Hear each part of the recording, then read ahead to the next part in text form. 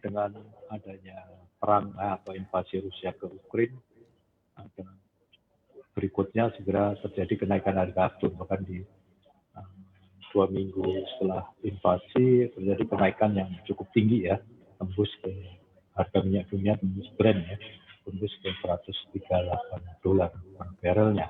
Sehingga ini tentu akan mempengaruhi harga aftur sebagai turunan dari harga minyak juga.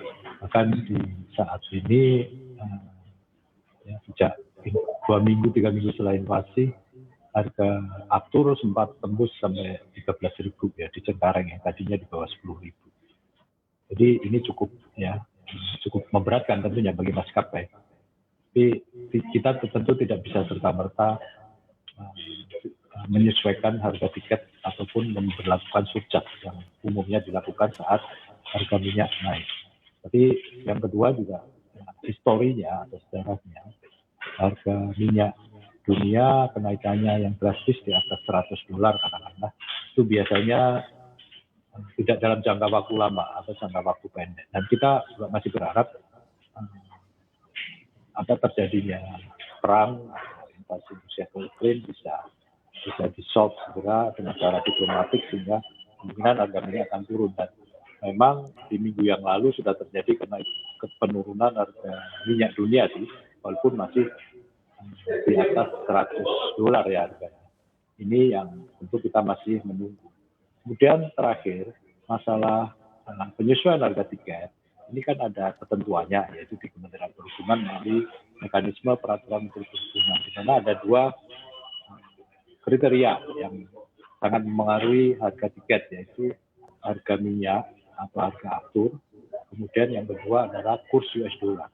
Katakanlah kurs US dollar tidak naik, tapi harga aftur ya yang harus kita perhatikan. Tapi ada ketentuan dalam peraturan menteri atau mekanisme penentuan harga tiket itu adalah apabila harga aftur mencapai nilai, katakanlah harga minyak dunianya di atas $100, harga aftur naik cukup signifikan selama 3 bulan berturut-turut, Mas, baru bisa dilakukan perhitungan kembali. Jadi saat ini kita para pemain juga masih menunggu. Mudah-mudahan harga afturnya turun sendiri gitu ya. Tidak perlu kita mengajukan penyesuaian harga tiket ataupun apa yang disebut dengan tuslah atau surcharge. Saya kira itu Mas penjelasan dari kita. Oke, baik Pak Bayu. Ini kan juga kalau kita perhatikan perkembangan terkait sentimen naiknya harga minyak dari peperangan di Rusia dan juga Ukraina ini kan masih terus berlanjut. Antisipasinya dari INACA sendiri seperti apa sejauh ini Pak Bayu? Saat ini tentu ya semua maskapai sudah berhitung-hitung. Terakhir yang umumnya para maskapai anggota kita ya menjual tiketnya saat ini berada di kisaran batas atas, Mas. Ya, bukan di medium atau low, tapi tetap di kisaran batas atas. Tapi tentu tetap memperhatikan supply and demand. Karena di luar harga aftur ada faktor yang kita perhatikan juga, yaitu jumlah penumpang atau permintaan terhadap kursi pesawat di rute-rute yang dilayani. Dan ini tentu akan mempengaruhi juga bagaimana sebagai parameter untuk menentukan harga tiket maskapai sesuai dengan ketentuan yang masih berlaku sampai saat ini. Oke, baik Pak Bayu, tadi juga Anda mention ataupun menyebut terkait batas atas tiket pesawat. Untuk hal ini implementasinya sejauh ini seperti apa Pak Bayu? Ya saat ini sih kalau demand-nya meningkat ya. Sementara kita tahu setelah pandemi supply juga terbatas. Umumnya maskapai ya untuk rute-rute istilahnya rute-rute gemuk lah atau yang padat. Yang umumnya kalau di weekend seperti yang terjadi di Lombok kemarin, selain harga tiket batas atas, maskapai diberi kelulusan untuk mengenakan tambahan biaya, yaitu surcharge atau tuslah.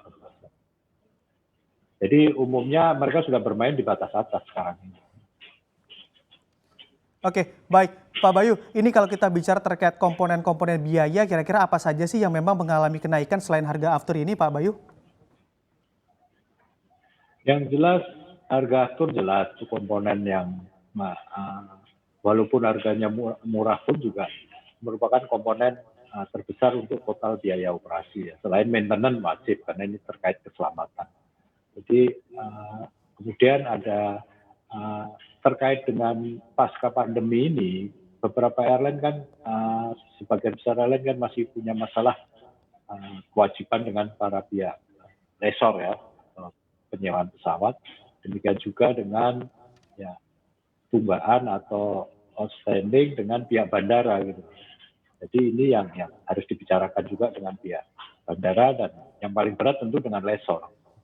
Karena sebagian besar lessor telah melakukan istilahnya menyatakan bahwa sebagian maskapai ini default. Sehingga ini yang menjadi PR besar lagi sebetulnya.